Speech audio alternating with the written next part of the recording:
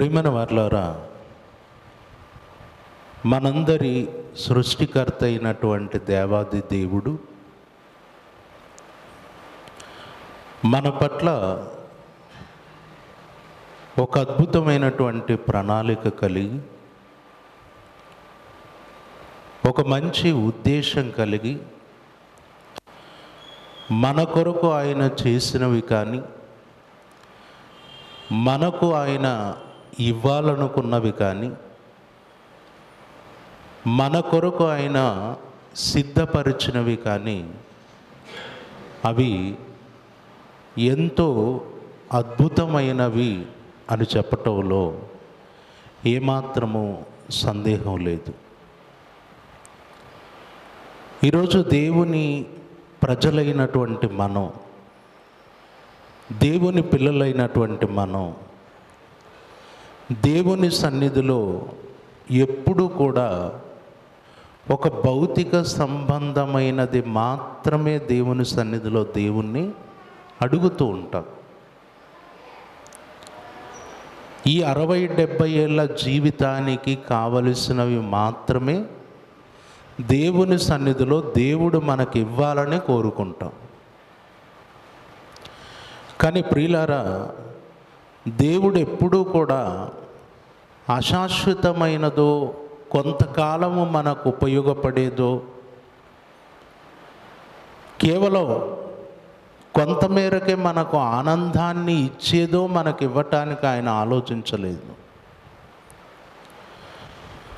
మన కొరకు ఆయన సంకల్పించినది, మన కొరకు ఆయన చేసినది నాటి నుండి నేటి వరకు మనం ఆలోచించుకుంటే దేవుడు ఎప్పుడు కూడా శాశ్వతమైనది, బలమైనది, ఆత్మ సంబంధమైనది, అద్భుతమైనది తన పిల్లలకు ఇవ్వాలి అనేటటువంటి ఆలోచనతోనే ఉన్నాడు.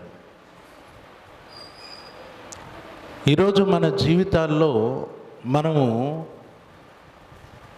కొంతకాలం ఉండిపోయే వాటిని అడుగుతాం దేవునికి. ఈ 60-70 ఏళ్ళ జీవితానికి ఉపయోగపడేవి మాత్రమే దేవుణ్ణి మనం అడుగుతాం. కానీ ఆయన మనకి ఏమి ఇవ్వాలనుకుంటున్నాడు? ఈ చిన్న జీవితానికి సరిపోయేదే కాదు, శాశ్వతమైంది ఇవ్వాలి అనుకున్నాడు. అలా అనుకుని తన ప్రజలైన ఇశ్రాయేలీల విషయంలో ఆయన చేసినవి ఎన్నో ఉన్నాయి. ఆయన చూపిన కృప ఎంతో గొప్పదిగా ఉంది.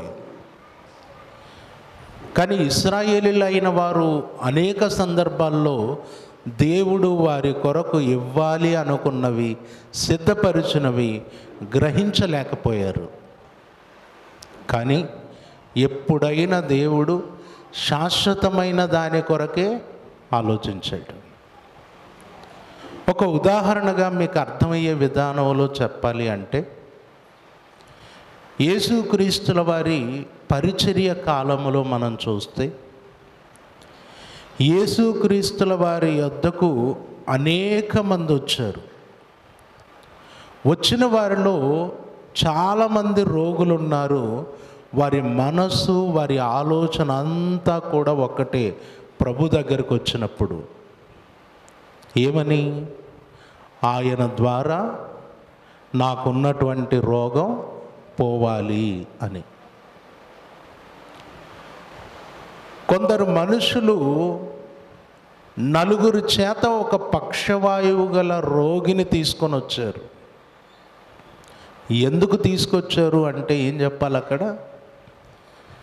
వానిని బాగు చేయటానికి చాలా కాలంగా పక్షవాయువుతో మంచాన పడి ఉన్నాడు, ప్రభువాన్ని లేపుతాడు అని తీసుకొచ్చారు.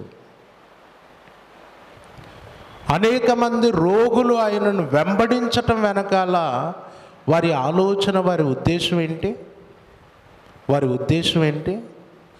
ఆయన ద్వారా మనకు స్వస్థత కలిగితే చాలు, రోగం పోతే చాలు. కానీ ప్రియులారా, మీరు చూడండి, ప్రభు ఎప్పుడు కూడా ఒక రోగాన్ని, శరీర రోగాన్ని పోగొట్టే దాని మీదే దృష్టి పెట్టాల. పెట్టాడండి. మనిషికి ఆ సమయానికి ఏ ఇబ్బంది ఉందో, ఏ సమస్యతో, ఏ శరీర రోగంతో బాధపడుతున్నాడో అది తీసేస్తే చాలు అనుకోలే. మనమైతే అలాగే అనుకుంటాం, అదే ఆశించి ప్రభు దగ్గరికి వస్తాం.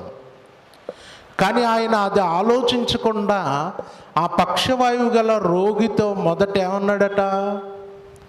నీ పరుపెత్తుకొని నడుము అని చెప్పటానికంటే ముందు, కుమారుడా నీ పాపములు క్షమించబడి ఉన్నవి అన్నాడు. నీ పాపములు క్షమించబడి ఉన్నవి అంటే ఇక్కడ ఆయన ఆలోచన ఏంటి? ఆయన ఉద్దేశం ఏంటి?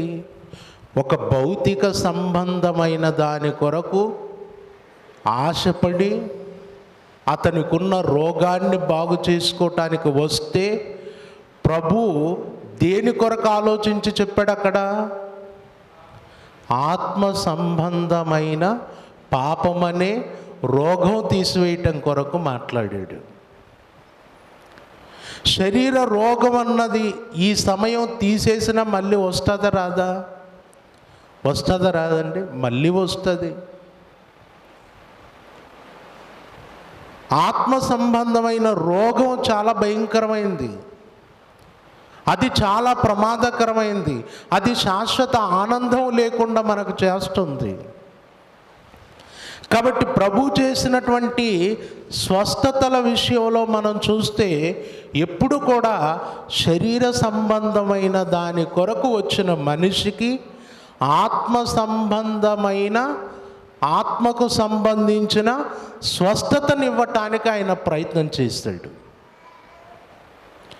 ఇలా బైబిల్ గ్రంథ చరిత్రలో దేవుడు మానవాళి కొరకు ఆలోచించిన ప్రతిదీ మీరు ఏది తీసుకున్నా మనిషి శరీర సంబంధమైన దాని కొరకు ఆలోచిస్తే మనిషికి దేవుడు ఆత్మ సంబంధమైనది, శాశ్వతమైనది ఇవ్వాలని దేవుడు సంకల్పించాడు.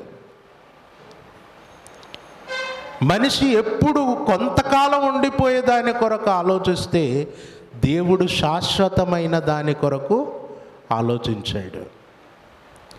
మనమైనా కూడా మన పిల్లల కొరకు శాశ్వతంగా వారికి ఉపయోగపడే ఆలోచనలే చేస్తాం, కానీ కొద్ది కాలం వారికి ఉపయోగపడే, వారి అవసరాలకు ఉపయోగపడే వాటి కొరకు మనం ఆలోచించాం. ఈరోజు వారు ఎదుగుతున్న క్రమంలో పిల్లల కొరకు కొంతమంది ఖర్చు పెట్టడానికి కూడా వెనకాడతారు. అది పిల్లల దృష్టిలో ఎలా ఉంటుందో తెలుసా? మా అమ్మ కానీ మా నాన్న కానీ మేము అడిగినా ఎవరు మాకు ఏమీ పెట్టరు, మా పుట్టినరోజులు వచ్చినా కేక్ ఉండదు, ఏముండదు, ఇలాంటి ఆలోచన చేస్తాం మనం. పిల్లలు ఇలాంటి ఆలోచన చేస్తారు. కానీ ఆ తల్లిదండ్రులు ఇప్పుడున్నటువంటి ఈ చిన్న చిన్న సంతోషాల కొరకు, చిన్న చిన్న వాటి కొరకు పెట్టాలి అనే దానికంటే కూడా వారి మనసులో ఒక ప్రణాళిక ఉంటుంది, ఒక ఆలోచన ఉంటుంది. పిల్లల చదువు, వారి భవిష్యత్తు, వారు ఒక స్థాయిలో స్థిరపడాలి, దాని కొరకు మేము ఎంతైనా ఖర్చు పెడతాం అనే అలా ఉంటారు. అంటే కొన్నిసార్లు మనం పిల్లల విషయంలో వారి చిన్న చిన్న ఆనందాలను కూడా వద్దనుకోవటం వెనకాల వారి భవిష్యత్తు కొరకైన ఆలోచన ఉందా లేదా? ఉందా లేదండి? ఉంది. వారి భవిష్యత్తు కొరకైన ఆలోచన ఉంది. చిన్నప్పుడు పిల్లలు ఎన్నెన్నో బొమ్మలు కావాలని అడుగుతూ ఉంటారు. ఆ ఎగ్జిబిషన్ పోయారంటే మొత్తం బిల్లు. మన ఆలోచన ఏమో అది ఒక్కరోజు కూడా ఉండదు అని, వాడి ఆలోచన ఏమో నాకు అది కావాలి, నేను దానితో ఆడుకోవాలి, ఇలాంటి ఆలోచనలో ఉంటాడు. అందుకే కొంతమంది ఏమి తీసుకొని రాకుండా ఒక సైకిల్ తెచ్చి పడేస్తారు. సైకిల్ మీద తిరుగని. సైకిల్ మీద తిరిగితే అన్ని విధాలుగా వాడికి కూడా ఉపయోగమే. ఈ బొమ్మల కంటే కూడా ఇప్పుడు ఏది ఉపయోగం? సైకిలే ఉపయోగం. ఆరోగ్యరీత్యా కూడా బాగుంటుంది. అంటే తల్లిదండ్రులుగా మనం మన పిల్లల కొరకు ఒక శాశ్వతమైన ఆలోచన చేస్తాం. దేవుడు కూడా తన ప్రజల కొరకు ఎప్పుడు 70 ఏళ్ళ జీవితానికి ఉపయోగపడేదో, ఇప్పుడిప్పుడు అవసరం తీరేదో, ఇప్పుడు ఈ సమయం ఆనందాన్ని కలిగించేదో ఇవ్వటానికి ఆయన ఆలోచించలా. ఎప్పుడు కూడా ఒక శాశ్వతమైన దాని కొరకు ఆలోచించాడు. అలా ఆలోచించినటువంటి దేవుడు మనిషి కొరకు ఎన్నో ఎన్నో ఎన్నో చేసుకుంటూ వచ్చాడు. అయితే క్రొత్త నిబంధనలో యేసుక్రీస్తుల వారు భూమి మీద పుట్టిన తర్వాత తన ప్రజలైనటువంటి ఇశ్రాయేలుల కొరకు, లోకమంతటి కొరకు ఆయన ఇవ్వాలనుకున్నటువంటి ఒక ఆత్మ సంబంధమైనది, శాశ్వతమైనది ఒకటి ఉందండి. అది నిజానికి ఎవ్వరూ కావాలని దేవుణ్ణి అడగలేదు. ఎవ్వరూ దేవుడి దగ్గర మొరపెట్టలేదు, దేవా మాకు ఇది కావాలి అని అడిగిన వారు ఎవ్వరూ లేరు. అడిగితే గనక భౌతిక సంబంధమైన దాని కొరకు అడిగారు తప్ప దేవుడు ఇవ్వబోయే అక్షయమైన శాశ్వతమైన దాని కొరకు ఎవ్వరు అడిగింది లేదు. కానీ ఆయన ఆలోచించాడు, మనిషి కొరకు ఆలోచించాడు, సమాజం కొరకు ఆలోచించాడు, లోకమంతటి కొరకు ఆలోచించాడు. ఆత్మ సంబంధమైంది, శాశ్వతమైంది ఇవ్వాలి అనుకున్నాడు. కానీ తన ప్రజలైన ఇశ్రాయేలీలు కానీ, లోకం కానీ దేవుడి దగ్గర ఎప్పుడు ఏది అడిగారు? కొంతకాలం ఉండేదే అడిగారు. అలా అడిగినటువంటిది ఏంటో, ఆయన ఏమి ఇచ్చాడో ఒకసారి ఒక మంచి సందర్భాన్ని మనం చూద్దాం. అపోస్తుల కార్యములు 1వ అధ్యాయం 6వ వచనం. కాబట్టి వారు కూడి వచ్చినప్పుడు, ప్రభువా, ఈ కాలమందు ఇశ్రాయేలునకు రాజ్యమును మరలా అనుగ్రహించదవా అన్నాడు. అందరూ అపోస్తులు అంటే అక్కడున్న అనేకులు ప్రభు దగ్గరికి కూడి వచ్చినప్పుడు వాళ్ళు ఏమడిగారట? ప్రభువా, ఈ కాలమందు ఇశ్రాయేలునకు రాజ్యమును అనుగ్రహించదవా అని అడిగారు. రాజ్యము కొరకు అడిగారు. ఇప్పుడు ఇశ్రాయేలునకు రాజ్యము ఒకప్పుడు ఉందా? ఉంది. ఇశ్రాయేలులను మొట్టమొదటిగా పరిపాలించినటువంటి రాజు ఎవరండి? సౌలు తర్వాత దావీదు, ఆ తర్వాత సొలొమోను, ఆ తర్వాత రెహబాము. రాజ్యం 2 భాగాలు అయిపోయింది.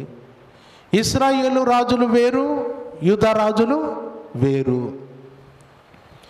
తర్వాత యూదా రాజులలో కొన్యా అనేవాడి పరిపాలన కాలములో యూదులు బబులోను చెరకు వెళ్ళిపోయారు. ఇశ్రాయేలీలు వారి రాజులు వేరు, వారు అష్షూరు చెరకు వెళ్ళిపోయారు.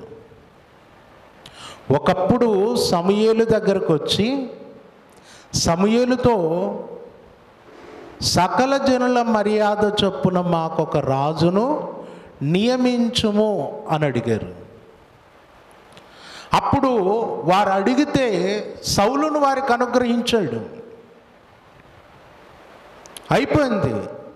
తర్వాత ఈ రాజ్యము వారికి శాశ్వతంగా ఉండిందండి? లేదు.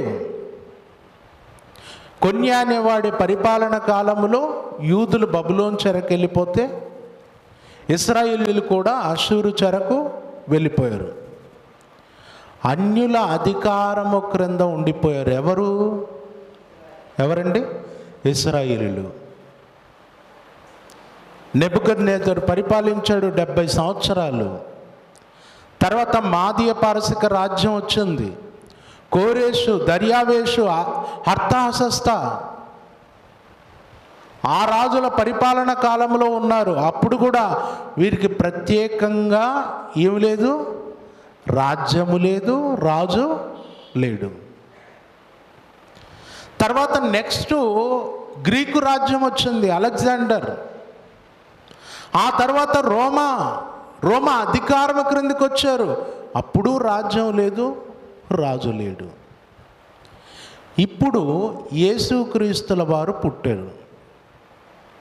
యేసుక్రీస్తుల వారి కంటే ముందు బాప్తిసం ఇచ్చి యోహాను కూడా పుట్టాడు. వీరు పుట్టే నాటికి దేవుని ప్రజలుగా చెప్పబడిన ఇశ్రాయేలీల ఆలోచన అంతా దేని మీద ఉందో తెలుసా? మాకంటూ రాజ్యము కావాలి, మాకంటూ రాజు కావాలి, మా రాజ్యం మాకు ప్రత్యేకంగా ఉండాలి. ఇదే వారి ఆలోచన, వారి మనసులో మెదులుతున్నది ఇదే. ఒకానొక సందర్భంలో దేవుణ్ణి అడుగుతున్నారు, దేవా నువ్వు మా కొరకు రాజును పంపుతానన్నావు, మమ్మల్ని సమకూరుస్తానన్నావు, కాబట్టి మమ్మల్ని సమకూర్చి మాకొక రాజును పంపి మాకు రాజ్యాన్ని నియమించు, మళ్ళీ మా రాజ్యాన్ని కట్టు అని చాలాసార్లు దేవుణ్ణి అడుగుతూ ప్రార్థిస్తూ వచ్చారు. కానీ కొన్ని వందల సంవత్సరాలు ఇశ్రాయేలీలకు రాజ్యము లేదు. ఇప్పుడు ప్రభువుని ఏమడుగుతున్నారు? ఈ కాలమందు ఇశ్రాయేలునకు మరలా రాజ్యమును అనుగ్రహించదవా అంటున్నారు. అంటే వీరి ఆలోచన అంతా ఈ దేని మీద ఉంది? భూమి మీద ఐగుప్తీలు ఎలా ఉన్నారో, రోమన్స్ ఎలా ఉన్నారో, ఫిలిస్తీన్లు ఎలా ఉన్నారో, మేము కూడా మాకంటూ ఒక రాజ్యం ఉండాలి, మేము ఒక రాజ్యంగా ఉండాలి, మాకు రాజు ఉండాలి. ఒక భౌతిక సంబంధమైన ఆలోచన. ఆ రోజు సమూయేలు దగ్గరకు వచ్చి వాళ్ళు చేసిన ఆలోచన కూడా అదే. సకల జనుల మర్యాద చొప్పున మాకొక రాజును నియమించు. అంటే అందరికీ రాజులు ఉన్నారు, మాకు కూడా ఏం కావాలి? మాకు రాజు కావాలి. ఇప్పుడు భౌతిక సంబంధమైన ఆలోచనలోనే కొనసాగుతున్నారు. ఇంకొక ఆశ్చర్యకరమైన విషయం ఏంటంటే, యేసుప్రభు వచ్చి అద్భుతాలు చేస్తున్నాడు, రోగులను బాగు చేస్తున్నాడు, అనేక విషయాలు వారితో పంచుకుంటున్నాడు. ఇవన్నీ చెబుతూ వారి మధ్యన తిరుగుతూ ఉన్నందుకు గాను ఆయన విషయమై వీరు ఏం చేశారో తెలుసా? ఒకానొక సందర్భంలో ఏం చేశారు? యోహాను సువార్త 6వ అధ్యాయము 15వ వచనం, రాజుగా చేయుటకు వారు వచ్చి తన్ను బలవంతముగా పట్టుకొనబోచున్నారని యేసు ఎరిగి మరలా కొండకు ఒంటరిగా వెళ్ళెను. యేసుక్రీస్తును బలవంతంగా పట్టుకొని ఏం చేయాలనుకున్నారట? తమ మీద రాజుగా చేసుకోవాలి అనుకున్నారట. ఏమండి? బలవంతంగా పట్టుకొని ఏం చేయాలో చంపాలనుకున్నారా? రాజుగా చేయాలనుకున్నారు. మరి రాజుగా చేయాలనుకున్నప్పుడు ఈయన ఎక్కడ వెళ్ళిపోయాడు?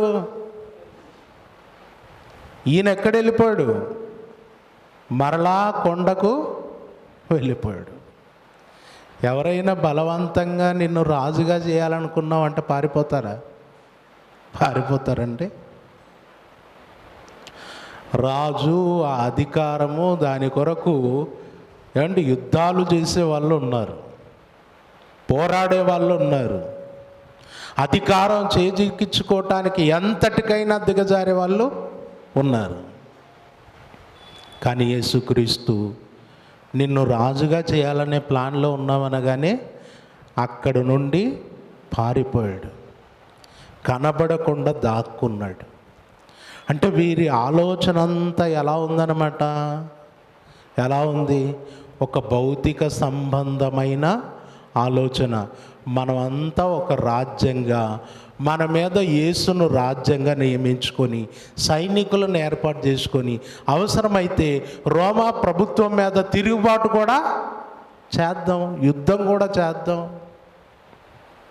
ఏమండి, ఈరోజు ఏం చేస్తుంది ఇజ్రాయేల్? ప్రస్తుతం ఇజ్రాయేల్ ఏం చేస్తుందండి? వచ్చారు, చెదిరిపోయిన యూదులందరూ, అక్కడక్కడ మిగిలిపోయిన యూదులందరూ వచ్చారట. వచ్చి ఇప్పుడు ఒక రాజ్యంగా ఇప్పుడు ప్రస్తుతం ఇజ్రాయిల్ దేశంలో స్థిరపడిపోయారు. స్థిరపడిపోయి ఇప్పుడు ఏం చేస్తున్నారు?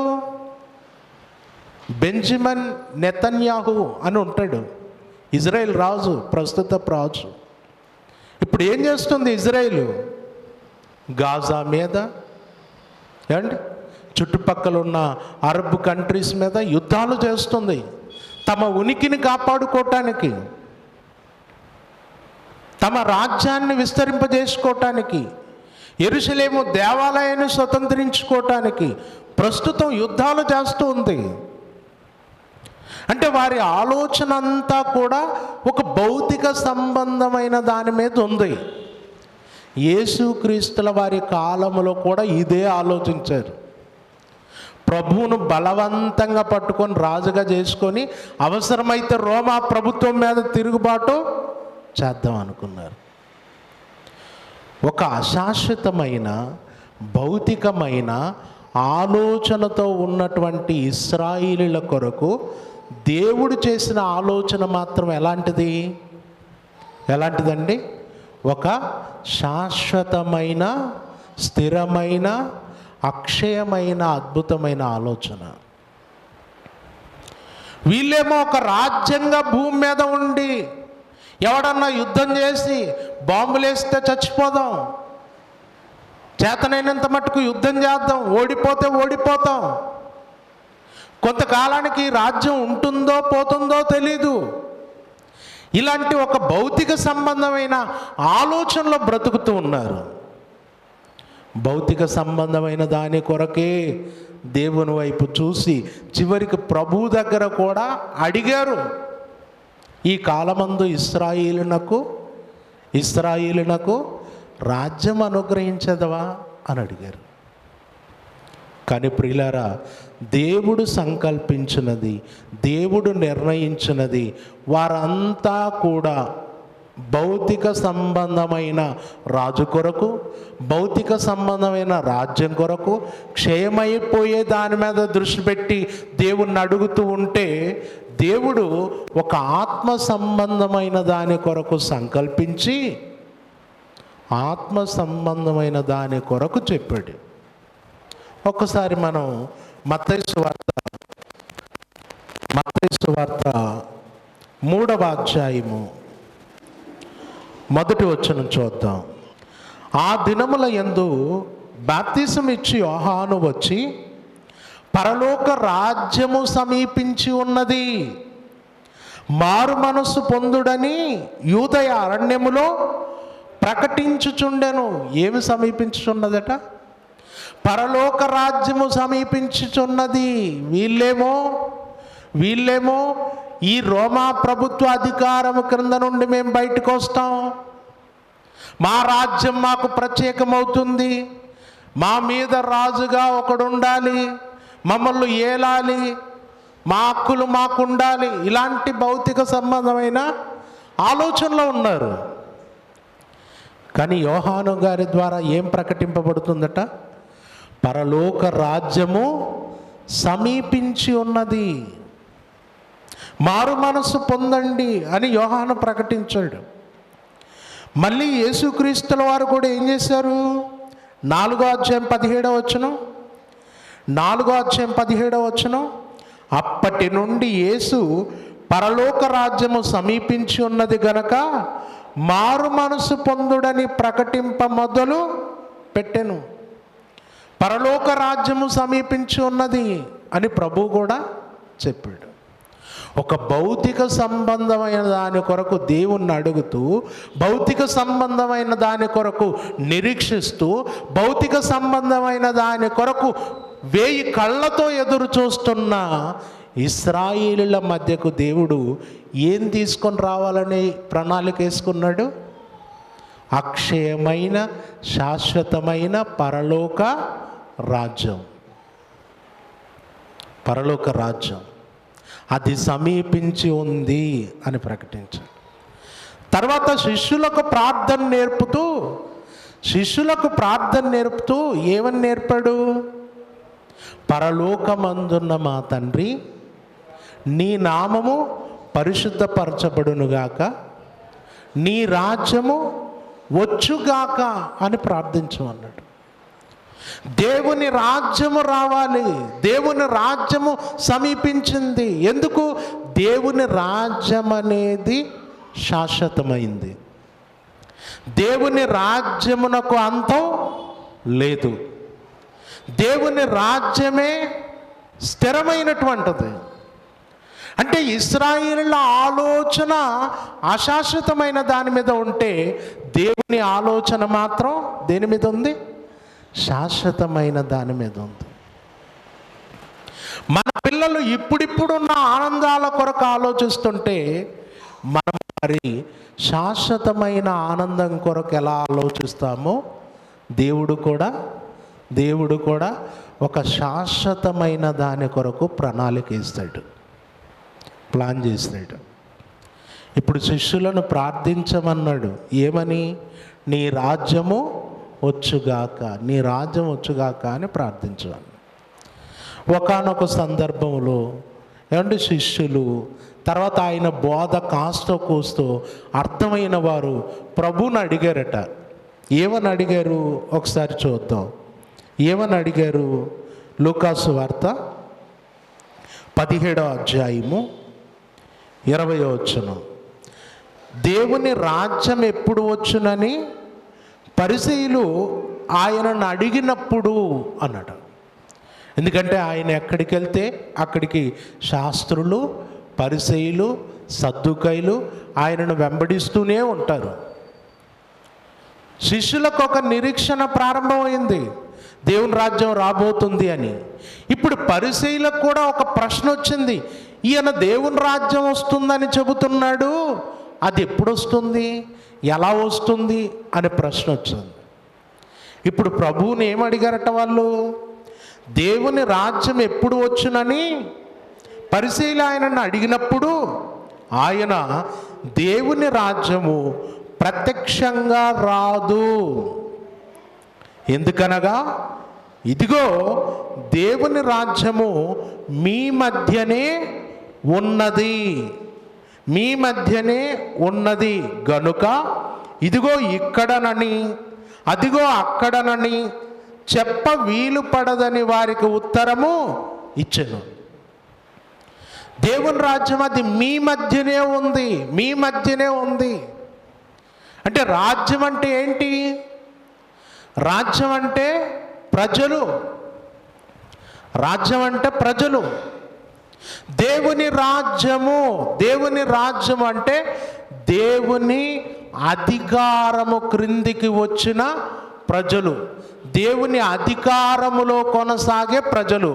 దేవుడు తన అధికారమును ప్రారంభించినప్పుడు ఎవరైతే ఆయన దగ్గరకు వస్తారో, ఎవరైతే ఆయన అధికారానికి ఒప్పుకొని ఆయన చేతి క్రింద ఉండటానికి ఇష్టపడతారో వారు దేవుని రాజ్యము.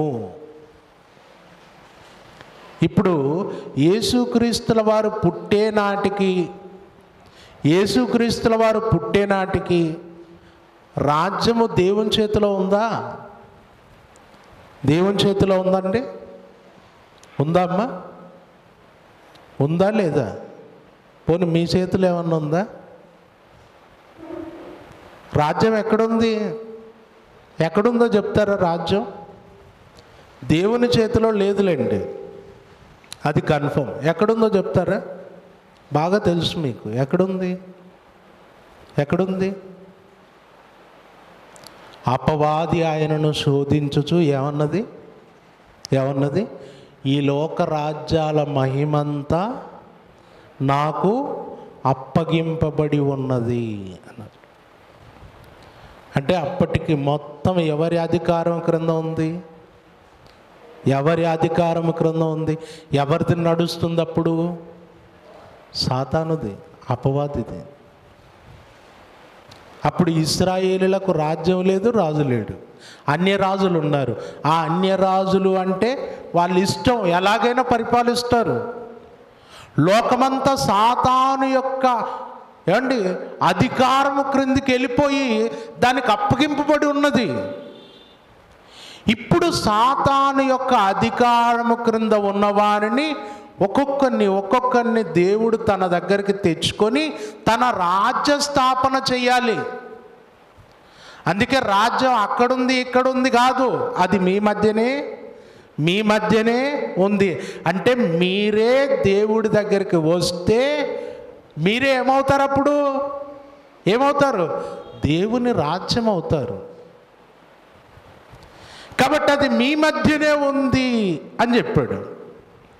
చెప్పి అది ఎప్పుడు వస్తుందో చెప్పాడండి.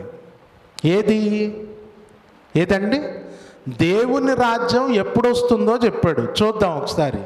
మార్కు సువార్త 9వ అధ్యాయం 1వ వచనం. మరియు ఆయన ఇక్కడ నిలిచి ఉన్న వారిలో కొందరు దేవుని రాజ్యము బలముతో వచ్చుట చూచు వరకు మరణము రుచి చూడరని నిశ్చయముగా మీతో చెప్పుచున్నాను. అపోస్తులకు ప్రభు ప్రార్థన నేర్పాడు. ఏమని?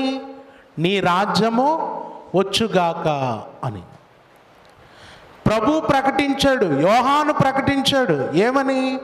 పరలోక రాజ్యము సమీపించి ఉన్నది అని. పరిసయ్యులు ప్రభువుని అడిగారు, దేవుని రాజ్యము ఎప్పుడు వచ్చును అని. ఇప్పుడు ప్రభు మీ మధ్యనే దేవుని రాజ్యం ఉంది అని చెప్పాడు. ఆ రాజ్యం ఎప్పుడు వస్తుందో చెప్పాడు. ఎప్పుడు వస్తుంది అంటే అపోస్తులలో కొందరు ఆ రాజ్యమును చూస్తారు. వారు మరణించక ముందే వస్తుంది. దేవుని రాజ్యము బలముతో వచ్చుట చూచి వరకు మీలో కొందరు మరణం రుచి చూడరు. అంటే అపోస్తులు మరణించక ముందే దేవుని రాజ్యము వస్తుంది అని ప్రభు చెప్పాడు. ఇప్పుడు చెప్పిన మాట ప్రకారం అపోస్తులు బ్రతికి ఉన్న కాలములోనే, భూమి మీద ఉన్న కాలములోనే వారు దేవుని రాజ్యం రావటం చూశారు. చెప్పాను కదా, దేవుని రాజ్యం అంటే దేవుని మనుషులు, దేవుని అధికారము క్రింద ఉండటానికి ఇష్టపడి వచ్చిన వారు. అండ్ ఇప్పుడు మనకు కేంద్రంలో బీజేపీ ప్రభుత్వం ఉంది. బీజేపీ ప్రభుత్వం అధికారంలోకి ఎలా వచ్చింది? దేశంలో ఉన్నటువంటి ప్రజలందరూ కూడా ఎక్కువ మంది బీజేపీ యొక్క అధికారానికి ఒప్పుకొని ఏం చేశారు? తమ ఓటును బీజేపీకి ఇస్తారు. ఇప్పుడు వారికి తమ ఓటును వేయడంతో వాళ్ళకి ఏమొచ్చింది? అధికారం వచ్చింది. ఇప్పుడు అందరూ సాతాను యొక్క అధికారం క్రింద ఉన్నారు. వాళ్ళు ఎక్కడికి రావాలి? ఇప్పుడు దేవుని రాజ్యం రావాలంటే ఎక్కడికి రావాలి? దేవుడి దగ్గరికి రావాలి, యేసుక్రీస్తు దగ్గరికి రావాలి. అందుకే పెంతెకోస్తు పండుగ దినాన ఏమని ప్రకటన ప్రారంభమైంది? ఏమని? మీరు సిలువ వేసిన ఈ యేసునే దేవుడు ప్రభువుగాను క్రీస్తుగాను నియమించను. అంటే ఇదిగో మీరు యేసును సిలువే చంపారు కదా, ఆ యేసే మీ కొరకు నియమించబడినటువంటి, మీ కొరకు వచ్చినటువంటి మెస్సయా, రాజు, ప్రభు అని చెప్పాడు. ఇప్పుడు ఆయన ప్రభు అన్నప్పుడు మీరందరూ ఆయన దగ్గరికి వస్తే ఆయన రాజ్యం, ఆయన ప్రజలు అని పెంతెకోస్తు పండుగ దినాన అపోస్తులు ప్రకటిస్తే ఆ రోజు ఎంతమంది బాప్తిసం తీసుకున్నారట? 3,000 మంది అంటే ఎన్ని ఓట్లు పడ్డాయి? ఇప్పుడు ఎన్ని పడ్డాయి మన భాషలో చెప్పాలంటే? 3,000. 3,000తో స్టార్ట్ అయింది రాజ్యం. క్రీస్తు రాజ్యం సమకూర్పు 3,000తో ప్రారంభమైంది. అప్పటికే అపోస్తులు ఆయనతో ఉన్నారు. 3,000 మంది వచ్చారు. నెక్స్ట్ 5,000 మంది వచ్చారు. తర్వాత కొర్నేలు వచ్చాడు, అన్ని జనులు వచ్చారు.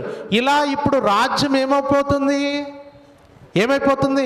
విస్తరిస్తూ ఉంది. అనేక మంది ప్రభు యొక్క అధికారం క్రిందికి వస్తున్నారు.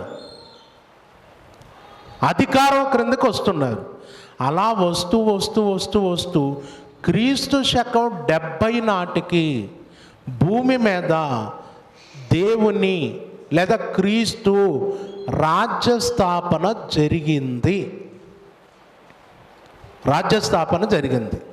ఓకే, ఇప్పుడు దేవుడు ఇజ్రాయేలీలైన తన ప్రజలు భౌతిక సంబంధమైన రాజ్యం కొరకు ఆలోచిస్తే ఆయన దేనిని ఏర్పాటు చేశాడండి? ఆత్మ సంబంధమైన రాజ్యం, స్థిరమైన రాజ్యం, అక్షయమైన రాజ్యం. యేసుక్రీస్తుల ద్వారా భూమి మీద స్థాపించబడినటువంటి ఈ రాజ్యానికి అంతముందండి? లేదు.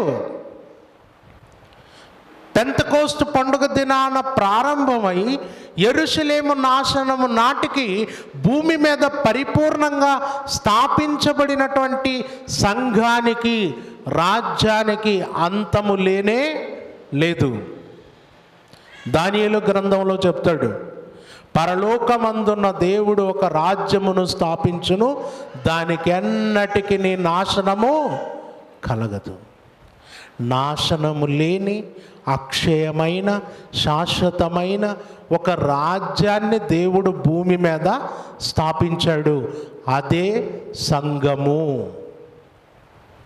అదే దేవుని రాజ్యము.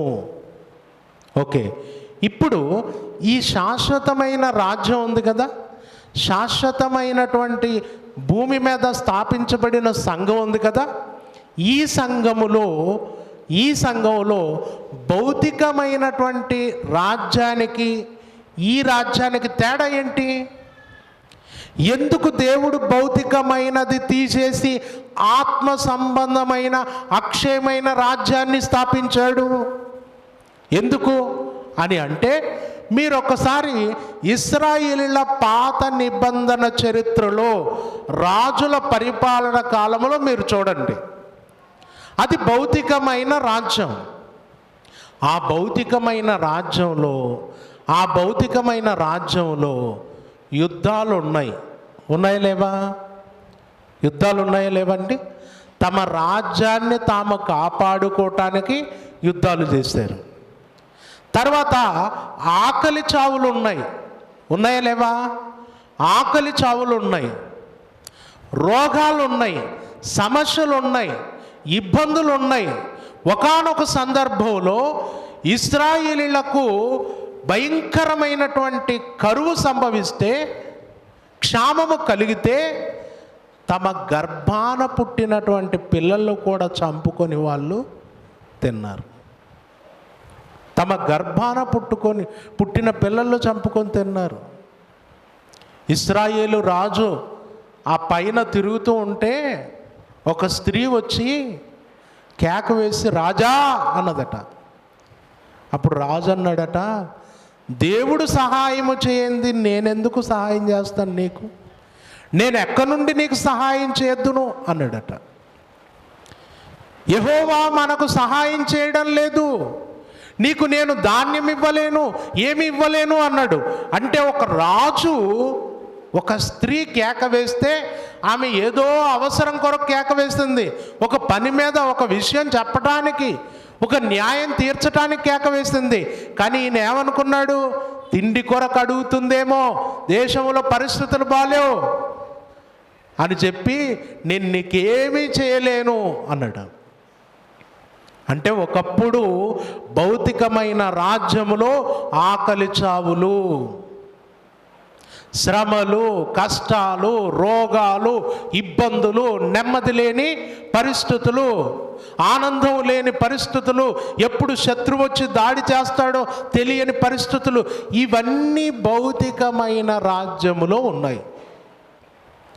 ఇప్పుడు దేవుడు దాన్ని తీసేసి ఏమిచ్చాడు? దేవుడు దాన్ని తీసేసి ఏం స్థాపించాడు? ఆత్మ సంబంధమైన దేవుని రాజ్యం. ఇప్పుడు దేవుని రాజ్యము కొరకు కొన్ని విషయాలు చదువుకుందాం మనం. దేవుని రాజ్యం ఎలాంటిదో, దేవుని రాజ్యములో ఉన్నదేంటో ఒకసారి మనం చదువుకోగలిగితే, ముందుగా రోమీలకు రాసినటువంటి పత్రిక చూద్దాం.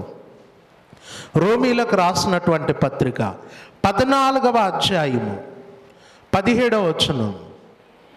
దేవుని రాజ్యము భోజనమును పానమును కాదు గాని నీతియు సమాధానమును పరిశుద్ధాత్మ యందలి ఆనందమునై ఉన్నది. దేవుని రాజ్యం ఏంటటమ్మా? దేవుని రాజ్యం ఏంటట? నీతి, తర్వాత సమాధానం, తర్వాత పరిశుద్ధాత్మ యందలి ఆనందం. అంటే క్రొత్త నిబంధనలో క్రీస్తు ద్వారా దేవుడు స్థాపించినటువంటి ఈ ఆత్మ సంబంధమైన రాజ్యములో, సంఘములో ఏముంది? నీతి ఉంది, సమాధానం ఉంది, పరిశుద్ధాత్మ యందలి ఏముంది? ఆనందం ఉంది. అంటే లోకములో లేనటువంటివి, లోక రాజ్యాలలో లేనటువంటివి దేవుని రాజ్యములో ఉంది. ఏంటి? ఏముంది? నీతి ఉంది. ఏముంది? సమాధానం ఉంది. ఏముంది? పరిశుద్ధాత్మ యందలి ఆనందం ఉంది. ఇంకా మనం చూడగలిగితే దేవుని రాజ్యంలో ఏముందో ఒకసారి చూద్దాం. పేతురు గారు రాసినటువంటి 2వ పత్రిక 3వ అధ్యాయము 13వ వచనం. అయినను మనం ఆయన వాగ్దానమును బట్టి క్రొత్త ఆకాశముల కొరకును క్రొత్త భూమి కొరకును కనిపెట్టుచున్నాము. వాటి యందు నీతి నివసించుచున్నది. నీతి, క్రొత్త ఆకాశం, క్రొత్త భూమి అనగా సంఘం, రాజ్యం. ఇందులో ఏముందట? నీతి ఉంది అండ్ సమాధానం ఉంది.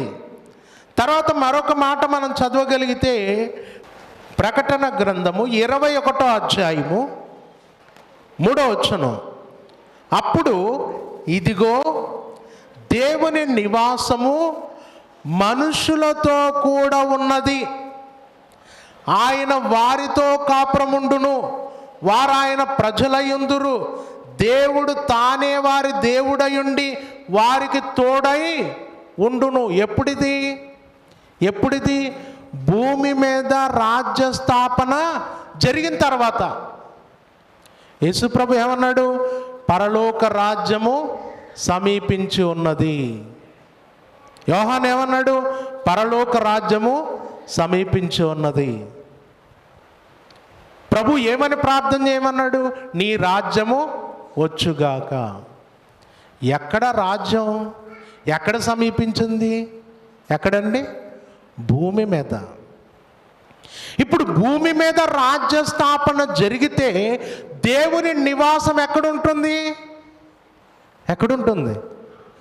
దేవుని నివాసం ఆయన మనుషులతో కూడా ఉంటుంది. ఎందుకంటే దేవుడు తన రాజ్య స్థాపన భూమి మీద చేసిన తర్వాత తన ప్రజలతోనే ఉంటాడు, తన జనులతోనే ఉంటాడు. అలాగే ఉన్నాడు, అలాగే ఆయన వచ్చాడు. ఇప్పుడు ఆ రాజ్యములో నీతి ఉంది, సమాధానం ఉంది, పరిశుద్ధాత్మ యందలి ఆనందం ఉంది. అంత మాత్రమే కాకుండా ఇంకేమై ఉందట? ఇంకేమైంది? 4వ వచనం. ఆయన వారి కన్నుల ప్రతి బాష్ప బిందువును తుడిచివేయును. మరణము ఇక ఉండదు, దుఃఖమైనను ఏడుపైనను వేదనైనను ఇక ఉండదు. మొదటి సంగతులు గతించిపోయినని సింహాసనములో నుండి వచ్చిన గొప్ప స్వరము చెప్పుట వింటిని. అంటే ఇప్పుడు దేవుడు భూమి మీద స్థాపించినటువంటి రాజ్యములో మరణం ఉండదు, దుఃఖం ఉండదు, వేదన ఉండదు, ఏమండి, ఏడ్పు ఉండదు, ఆకలి ఉండదు, దప్పిక ఉండదు అన్నాడు. ఇవన్నీ కూడా దేవుడు భూమి మీద స్థాపించిన రాజ్యములో ఉన్నాయి. ఇప్పుడు ఒక విషయం జాగ్రత్తగా గమనించండి, నేను ముగింపుకు వస్తున్నాను. ఇప్పుడు దేవుడు తన ప్రజలు భౌతిక సంబంధమైన రాజ్యాన్ని అడిగితే దేవుడు భూమి మీద దేన్ని స్థాపించాడు చెప్పాలి? ఆత్మ సంబంధమైన రాజ్యాన్ని స్థాపించాడు. ఇప్పుడు ఆ రాజ్యంలో ఏముంది? నీతి ఉంది, సమాధానం ఉంది, పరిశుద్ధాత్మ యందలి ఆనందం ఉంది. తర్వాత ఏమి లేదు? మరణం లేదు, దుఃఖం లేదు, ఏడుపు లేదు, ఆకలి లేదు, ఏ బాధ లేదు. అలాంటి ఒక అద్భుతమైన రాజ్యాన్ని దేవుడు భూమి మీద స్థాపించాడు. ఓకే, ఇప్పుడు నీవు నేను ఎక్కడున్నావమ్మా? లోకములో ఉన్నామా, రాజ్యములో ఉన్నామా? ఎక్కడున్నారు? యేసుప్రభు ఒక మాట చెప్పాడు, ఒకడు క్రొత్తగా జన్మించితేనే కానీ వాడు దేవుని రాజ్యములో ప్రవేశించలేడు అన్నాడు. క్రొత్తగా జన్మించడం అంటే ఏంటి? నీటి మూలముగాను ఆత్మ మూలముగాను జన్మించటం అన్నాడు. ఇప్పుడు మనము యేసు క్రీస్తునందు విశ్వాసముంచి నీటి మూలముగా ఆత్మ మూలముగా జన్మించామా లేదా? బాప్తిసం తీసుకున్నారా? బాప్తిస్మం అంటేనే ఏంటనమాట? క్రొత్త జన్మ. ఇప్పుడు ఈ క్రొత్తగా జన్మించిన వారందరూ ఎందులోనికి ప్రవేశిస్తారు? ఎక్కడికి వస్తారు? దేవుని రాజ్యములోనికి వస్తారు, సంఘములోనికి వస్తారు. ఇప్పుడు దేవుని రాజ్యములోనికి మీరు వస్తే రాజ్యములో ఏముంది? నీతి ఉంది, సమాధానం ఉంది, పరిశుద్ధాత్మ యందలి ఆనందం ఉంది, తర్వాత మరణం లేదు, దుఃఖం లేదు, ఏడుపు లేదు, ఆకలి లేదు, దప్పిక లేదు. ఇప్పుడు ఇవన్నీ మీరు పొందుకున్నారా?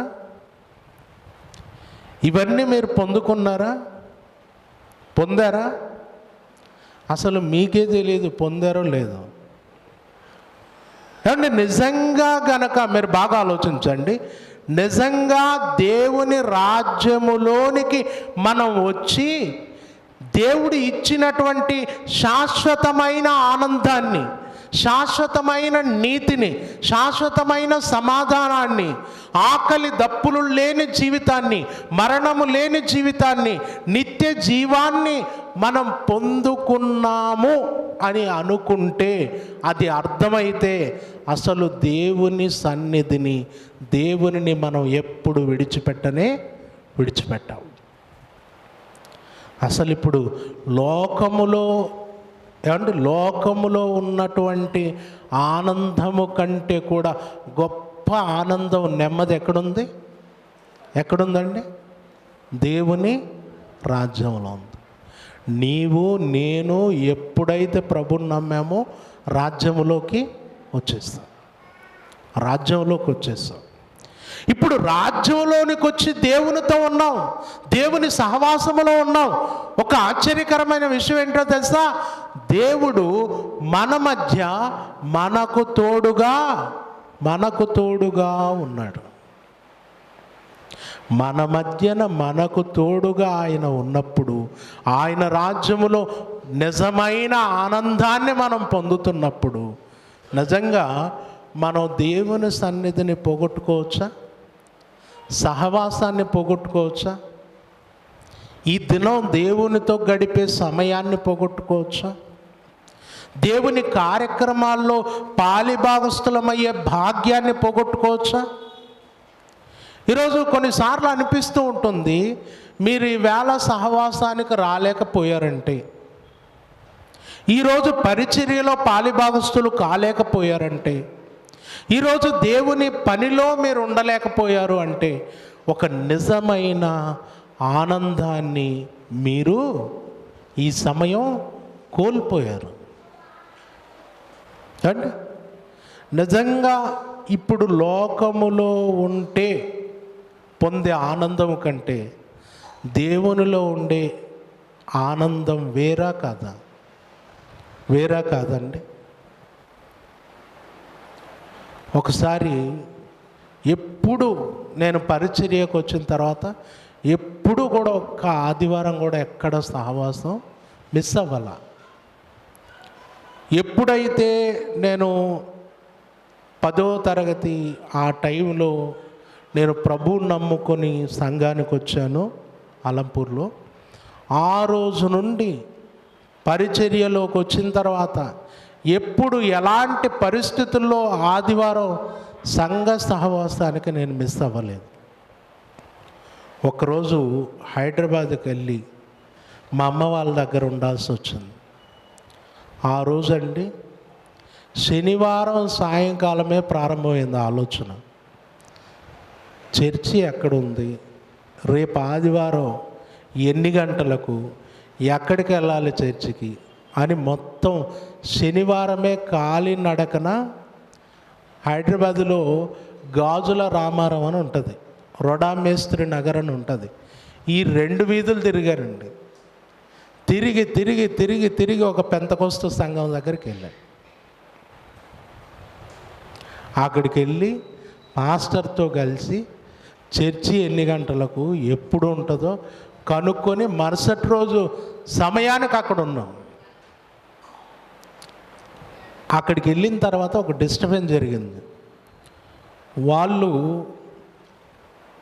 కొత్త చర్చి ప్రారంభించారు. ఈవేళ అక్కడికి వెళ్తున్నాం, ఇక్కడ తర్వాత స్టార్ట్ అవుతుంది మందిరంలో అని చెప్పి కొత్తగా ప్రారంభమయ్యే చోటుకి తీసుకెళ్ళారు. అక్కడికి వెళ్ళిన తర్వాత అంటే నిజంగా వాళ్ళు లేచి వాళ్ళ స్టైల్లో వాళ్ళు డ్యాన్స్ చేస్తూ ఉన్నారు, పాటలు పాడుతూ డ్యాన్స్ చేస్తూ ఉన్నారు. అక్కడ నేను ఉండలేకపోయా. ఎందుకంటే బైబిల్ పక్కకు తీసి నేనంటే పట్టుకొని నిలబడితే నాది కూడా పక్కకు తీసి వెయ్యి అన్నాడు. వెయ్యి అంటే మనకెక్కడ వస్తుంది? మనం అక్కడ ఉండలేకపోయాం. వాళ్ళు అలా కళ్ళు మూసుకున్నప్పుడు నేను బయటకు వచ్చాను.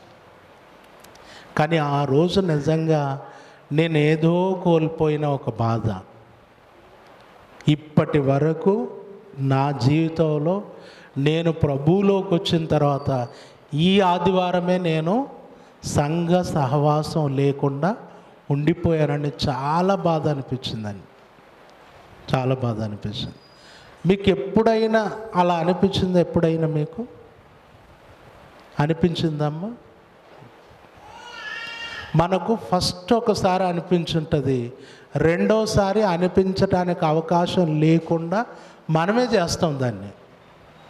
పోయిన వారం మిస్ అయితేనే మనకేమన్నా అయిందా? పోయిన వారం సహవాసం లేకపోతే మనకేమన్నా జరిగిందా? ఏం లేదు కదా. మరి ఇప్పుడు ఏంటి? ఇప్పుడు ఇంట్లో పని ఉంది, సంసారం ఉంది, కష్టాలు ఉన్నాయి, రోగాలు ఉన్నాయి. ఇవన్నీ దాటుకొని ఇప్పుడు ఎలా వెళ్తాం అనుకుంటాం మనం. నెక్స్ట్ చిన్నగా మనం ఎలా అలవాటు పడిపోయామంటే ఈరోజు పోకపోయినా మనకి ఏం ఇబ్బంది అయితే అసలు మన మనస్సాక్షి కూడా మన మీద నేరారోపణ చేస్తుందా? అంటే ఇక్కడ తెలివిగా మనం ఏం చేసామో తెలుసా? మన మనస్సాక్షిని కూడా మనమే ఏం చేసాం? చంపేశాం. చంపేశారు లేదా?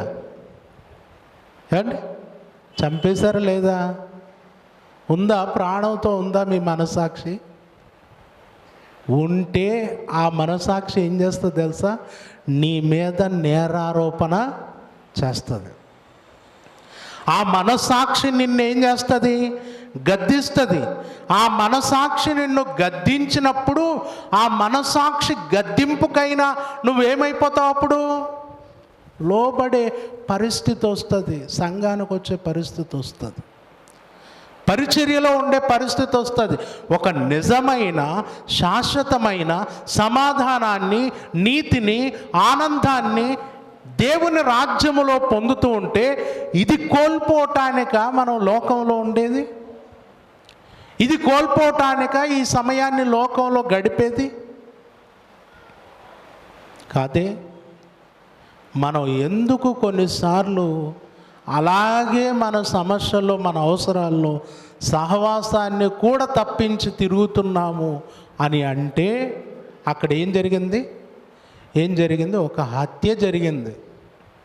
ఏంటి ఆ హత్య? ఏం చేశారమ్మా? అందరూ హంతకులే. ఇప్పుడు ఏం చేశారు? మీ మనస్సాక్షిని మీరు, అసలు మిమ్మల్ని గద్దించట్లా చూడండి. ఇప్పుడు మనస్సాక్షి ఈరోజు రాకపోతే గద్దిస్తుందా మిమ్మల్ని? అంటే అది గద్దించట్లా అంటే దాన్ని ఏం చేస్తాం మనం? ఏం చేసాం? చంపేస్తాం.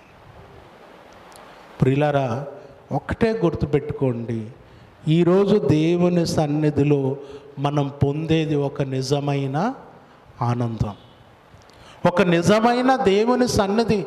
దేవుడు మనతో ఉండి, మన మధ్య నుండి మనం ఆయనతో మనం సహవాసం కలిగి కొనసాగే ఈ భాగ్యం మన జీవితాల్లో ఎంతో ఎంతో గొప్పది, అద్భుతమైంది. ఇది ఎప్పటికీ మనం పోగొట్టుకోకూడదు.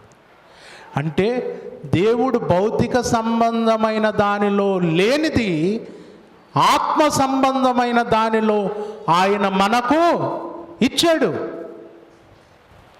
ఈరోజు రోగము, ఆత్మ సంబంధమైన రోగం మనకు లేదు. ఏమండి? ఆ రోజు శరీర సంబంధమైన రోగాన్ని తీసివేసుకోవటానికి ఒక పక్షవాయువు గలవాన్ని తీసుకొని వస్తే ప్రభు ఏమన్నాడు? కుమారుడా, నీ పాపములు క్షమించబడి ఉన్నవి అన్నాడు. ఈరోజు దేవుని సన్నిధికి మనం వస్తే దేవుడు మనతో ఆ మాట అంటాడమ్మా? ఇప్పుడు అనటానికి లేదు. ఎందుకంటే ఒక్కసారిగా నిన్ను క్రీస్తు రక్తములో కడిగి పవిత్రునిగా చేస్తాడు. ఒక శాశ్వతమైనటువంటి జీవితాన్ని, పవిత్రమైన జీవితాన్ని మనకిచ్చాడు. మరణము లేదు, దుఃఖము లేదు. ఒకవేళ భౌతిక సంబంధమైన కష్టాలు, రోగాలు, సమస్యలు అంటావా, వాటన్నిటి కొరకు నీకు మనోధైర్యాన్ని ఇచ్చేది ఏంటో తెలుసా? ఏంటి? దేవుని వాక్యం. ఈరోజు దేవుని సన్నిధిలోకి వస్తే మానసికంగా నువ్వేమవుతావు? మానసికంగా కూడా ఏమవుతావు? ధైర్యాన్ని పొందుకుంటావు, బలాన్ని పొందుకుంటావు. ఇది లోకంలో ఉంటుందా? ఏ మనుషుడైనా చెప్పి నిన్ను బలపరుస్తాడా? బలపరచలేడే. దేవుని సన్నిధిలో మాత్రమే, దేవుడు మాత్రమే నీకు తోడుండి గడిచిన దినములంతా నువ్వు ఏ సమస్యలో ఉన్నావో, ఏ బాధలో ఉన్నావో, ఏ ఇబ్బందిలో కొట్టుమిట్టాడుతున్నావో, ఈరోజు నీకు ఆ ధైర్యాన్ని ఇచ్చేవాడు నీ దేవుడే. ఎలా ఆ సమస్యను అధిగమించాలో, ఎలా ముందుకు వెళ్ళాలో, ఎలా జయించాలో ఒక చక్కటి ఆలోచన, మనోధైర్యాన్ని ఈరోజు ఆయన నీకు నింపుతాడు. అన్ని విధాలుగా మనకు సహాయకర్తగా ఉండి మనలో ఆదరించి బలపరిచే, నిత్య జీవాన్ని ఇచ్చే ఆ దేవుని సన్నిధిని మనం కోల్పోవటం అన్నది మంచిది కాదు. అందుకే సహవాసములో ఉండాలి, సంఘములో ఉండాలి. తర్వాత రేపు 25వ తేదీ నుండి ఏం ప్రారంభమవుతున్నాయి? మనకు ఏం ప్రారంభమవుతున్నాయి? డిసెంబర్ 25కు పండగ. మరి మన పండగ ఎప్పుడు? నవంబరు 25 నుండే. అట్లని మీరు బట్టలు తెచ్చుకొని పోయారు, ఏం వద్దులేండి, ఉన్న బట్టలతో చాలు. నవంబర్ 25 నుండే స్టార్ట్. ఏ పండుగ? మన పండుగ ఏంటి? నేను ఎప్పుడు చెప్తాను, మన పండుగ వాక్యముతో కూడిన పండుగ. ఒక్కో కుటుంబం మధ్యకు మనం వెళ్తూ ఉంటే కుటుంబంతో, ఆ కుటుంబం మనమంతా వస్తామని ఎదురు చూస్తూ అండ్ మన కొరకు ఒక విందు ఏర్పాటు చేసి ఆ రోజు ఆ కుటుంబం అంతా దేవుని సన్నిధిలో గడుపుతూ వారి బంధువులను ఆత్మీయులను పిలిపించుకొని చేసినటువంటి కార్యక్రమాలు గత సంవత్సరం జరిగాయి లేదండి? జరిగాయి. రమేష్ అన్న ఇంటి దగ్గర స్టార్ట్ చేసినాం. మన రమేష్ అన్న అసలు భోజనాలు అనే ఆలోచన లేదండి, కానీ ఆయన స్టార్ట్ చేసి ఫస్ట్ ఏం పెట్టాడు? భోజనాలు పెట్టాడు. మరి ఈ సంవత్సరం ఏం పెడతాడో తెలీదు. భోజనమే పెడతాడు, అందులో ఎలాంటి అనుమానం ఉందా? ఏమైనా డౌట్ ఉందా? తొందరపడి ప్రకటన చేస్తున్నావా? పెడతారండి. దేవుడు ఆ బలాన్ని, ఆ సహాయాన్ని ఇస్తాడు, అందులో ఎలాంటి అనుమానం లేదు. ప్రారంభించాడు, ఒక్కడు ప్రారంభించాడు. మొత్తం సంఘం అంతా ఎలా చేసుకుంటూ వచ్చారు ఏమండి? కష్టపడి పని చేసుకునే కుటుంబాలు కూడా ఏం చేసాయి తెలుసా? తమ కష్టార్జితంతో భోజనం ఏర్పాటు చేస్తుంది. ఇక్కడ భోజనం ఏర్పాటు చేయాలా వద్దా అని అంటే అది మీ ఇష్టమై ఉండొచ్చు, మీ స్తోమతను బట్టి ఉండొచ్చు. కానీ ఇక్కడ ఏంటంటే ఒక విందు అనేది ఏర్పాటు చేసినప్పుడు ఆ సంఘము సహవాసములో ఏమవుతుంది? ఇంకా మన బంధం ఏమవుతుంది? ఇంకా బలపడుతుంది. ఇప్పుడు మీకు ఇంటికి చుట్టం వచ్చాడు అనుకోండి, నీళ్ళు ఇచ్చి మర్యాద చేసి నీళ్ళతోనే పంపించారనుకోండి, ఏమవుతుందమ్మా? ఇప్పుడు భోజనాలు పెట్టాలంటావు మొత్తానికి అనుకుంటుంటారు మీరు. ఇప్పుడు అక్కడ రోమాపత్రికలో దేని గురించి మాట్లాడుతున్నాడు? ఒకసారి రోమాపత్రిక చదువుతారా? రోమాపత్రికలో ఇదివరకు మనం చదువుకున్న మాట చూడండి ఒకసారి. రోమాపత్రిక 14వ అధ్యాయము 17వ వచనం. దేవుని రాజ్యము భోజనమును పానమును కాదు, కానీ భోజనానికి పిలిచారు, భోజనం ఏర్పాటు చేశారు. సంఘం అంతా కలిసి ఒక సహోదరుని కుటుంబానికి వెళ్ళారు. అయితే దేవుని రాజ్యం అంటే భోజనం పానం కాదు, కానీ దేవుని రాజ్యం అంటే నీతి, తర్వాత సమాధానం, ఆ తర్వాత పరిశుద్ధాత్మ యందలి ఆనందము అన్నాడు. తర్వాత ఇంకొక చోట అన్నాడు, మీరు భోజనము చేసినను పానము చేసినను దేవుని మహిమ కొరకు చెయ్యండి. ఎంత అద్భుతం! అంటే ఈరోజు ఒక సంఘము ఒక చోట కలిసి ఒక చక్కటి విందు ఏర్పాటు చేసుకుంటే ఆ విందు కూడా అది ఏంటనమాట? అది నీ సొంత రక్త సంబంధికుల కొరకు చేసిన విందు కాదు. అది ఆ విందులో ఎవరున్నారు? దేవుడు ఉన్నాడు. అంటే మన సంఘం, మన ఆత్మీయులు, దేవుని పిల్లలు భుజించటానికి అని సిద్ధం చేసినప్పుడు అది దేవుని కొరకు సిద్ధం చేసినట్టు.